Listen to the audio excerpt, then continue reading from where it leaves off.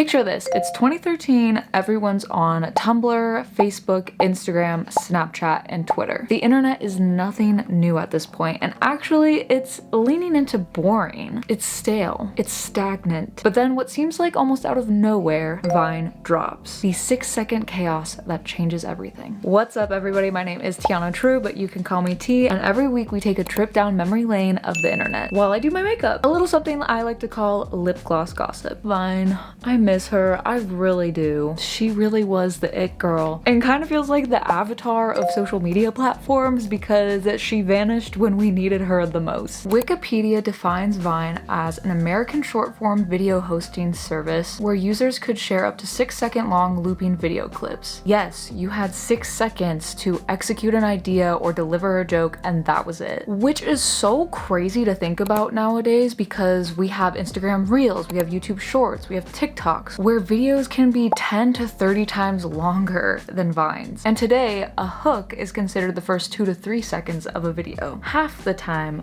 of a Vine. Short form content today, you not only have to capture attention, but you have to retain it. And if your attention is not captured and retained, then that person just scrolls because there's an endless amount of content. But with Vine, you had to tell the story in 6 seconds or less, and that time constraint forced a unique style of creativity. Vine was founded in June 2012 by 3 guys by the name of Dom Hoffman, Colin Kroll, and Rus Yusupov.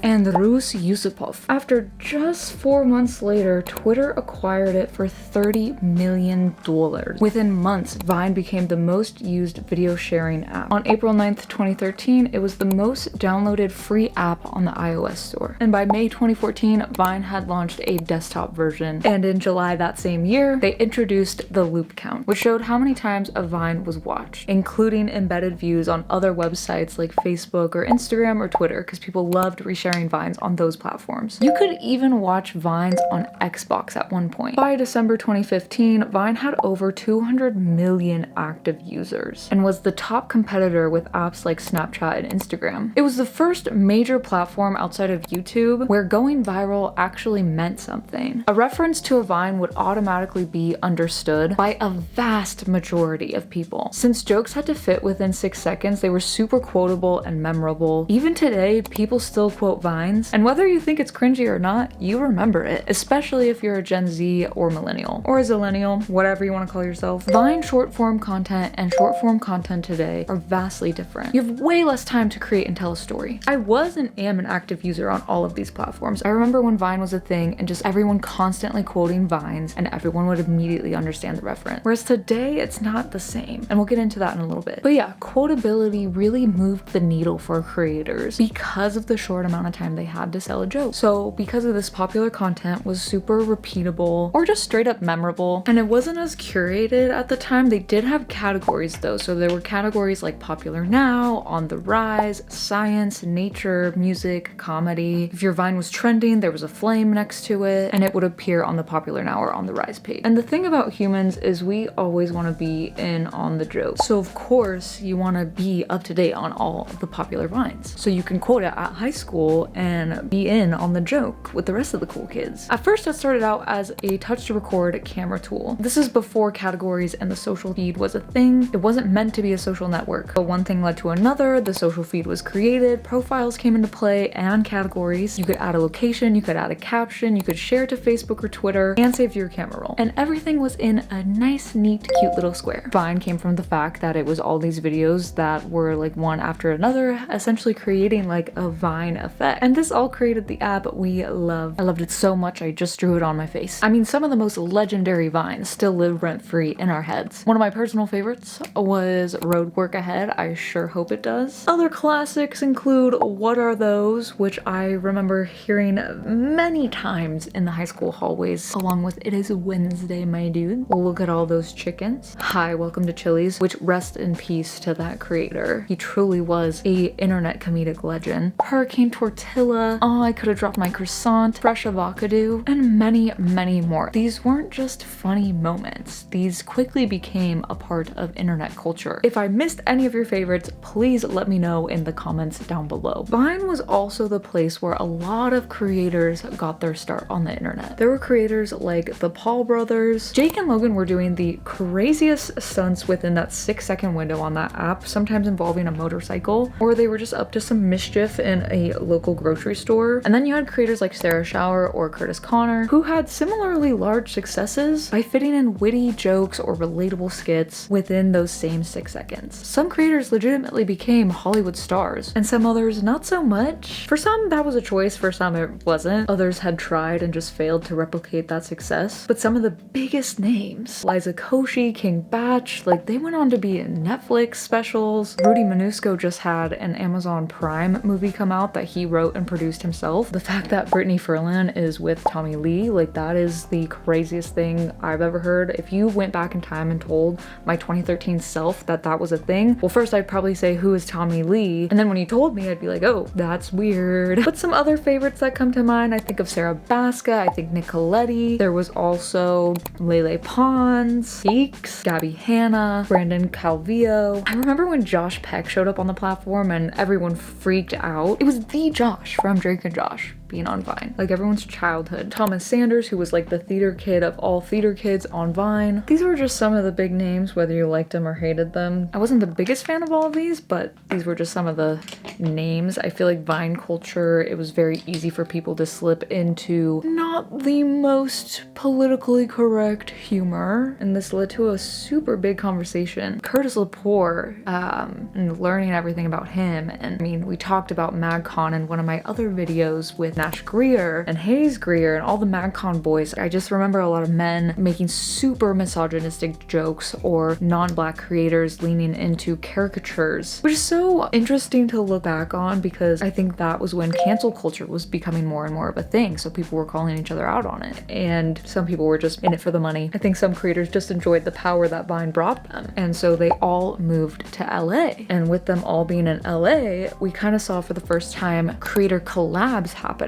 So we would see King Batch and the Paul brothers create content together, or King Batch and Lele Pons create content together. Now, not all the time did the collabs make the most sense, but sometimes it did make sense, and that's how people got more followers. Creator collabs were just so awkward. They were just so awkward at times, but sometimes they actually made sense. Like when makeup influencers were doing some big celebrities makeup and they were interviewing at the same time. I will say that makes sense. Other times it didn't always make the most sense, like a music person collabing with a comedy person. Like there's not really any overlap there. And that's when we start to see the beginnings of influencer marketing come into play. I feel like almost every big Vine creator had some sort of deal with Badoo, that dating app, that godforsaken dating app. I'm so curious if their return on investment was anything at all, just because Vine, I was 14 at the time. I wasn't on any dating app. But yes, like I was saying, with all of these successes on Vine, creators started to migrate to LA. And it also led them to look at other platforms such as YouTube and Instagram, because Vine didn't monetize their platform and creators wanted to diversify their content portfolio. Creators had mixed results in this regard. This is because it is much harder to go from creating 6-second content to 60-minute YouTube videos, very similar to going from TikTok to YouTube today. But some became really successful on YouTube, and they even crossed over into mainstream media. Like I said earlier, Rudy Manusco, Liza Koshy, King Batch. You couldn't already tell, yes, this is one of my favorite blushes. So as creators migrated to other platforms like YouTube and Instagram for better opportunities, that tight-knit community that Vine had fostered had begun to lose its closeness. This fragmentation diluted the collective identity that the platform brought. Collaborations became less frequent, and the community spirit was waning. Just so sad to think about today, because it really was such a great platform. On October 27th, 2016, Twitter had disabled Vine on the platform. The app was officially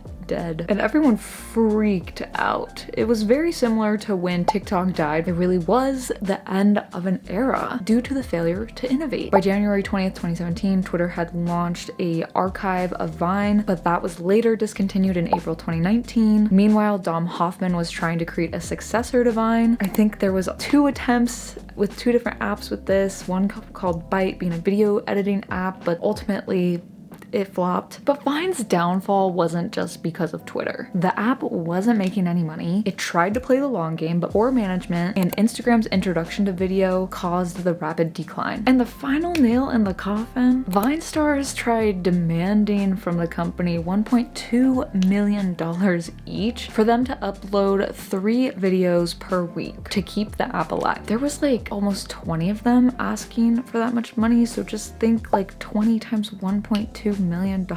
Obviously, the company said no. Think about it. 3 videos per week times 6 seconds is 18 seconds of content. If there's 4 weeks in a month, let's say 12 videos per month. 72 seconds of content a month for $1.2 million?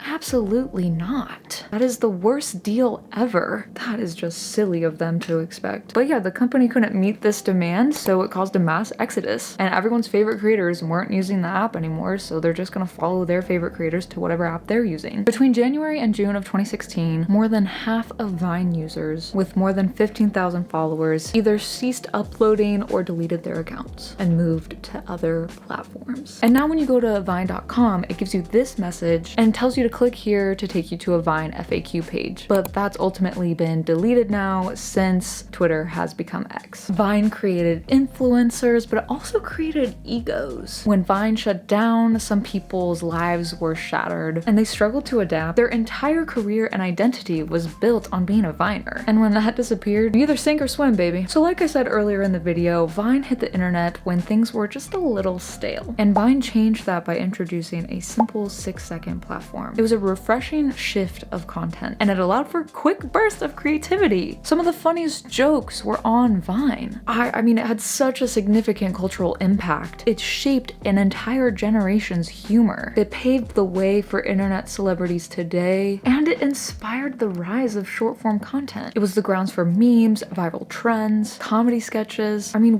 people were going on YouTube to watch Vines, even after Vine was dead, because of how nostalgic it is and how much love people had for that era of the internet. It was one of the first platforms to popularize internet celebrities and was like the birth of the influencer in a way. It led to influencing being a profession. Vine walked so that TikTok could run. Even after it died, Vine lived on in our hearts. Whether that be a viral moment, a dance trend, challenges. Oh my god, the challenges. Planking, Harlem Shake, the Ice Bucket Challenge. Oh my god, I need to do a video all about just challenges. Lest we forget doing it for the Vine. I almost took out my eyeball while I was doing that mascara, so if it looks a little red, that's why. So like I said, Vine walked so TikTok could run. Yes, I would consider it the predecessor to TikTok, but more of in like a cousin way and not directly in a sibling way. There was no endless scrolling on Vine. You would literally run out of things to watch and have to close the app. Whereas TikTok gives its creators far more tools, as well as trends and algorithmic exposure. You had such a curated feed. People welcomed revines because you could see what was popular at the time, whereas TikTok, it's like, I don't really know if I care to see repost all the time because I love my curated feed. Whereas Vine, everyone saw the same thing, more or less. The For You page is literally for you. I think of Vine as a for everyone, which is why people could reference things and people would understand. TikTok, the more you like, comment, or engage with certain videos, the more similar videos you get. Vine was so much more reliant on revines and follower counts, which means content spreads a lot more differently. Sometimes more organically, but definitely with less personalization. It's hard for me to imagine a world where Vine and TikTok coexist. I think if there were any overlap at all, I think TikTok would have equally contributed to Vine's demise, just like Instagram and YouTube, but I guess we'll never know. Anyway, y'all, that's the tea on Vine. If I didn't quote your favorite Vine, let me know it down below. If you enjoyed this video, make sure to leave a like, and if you'd like to see more from me, make sure you hit that subscribe button. And I'll see you on the next lip gloss gossip.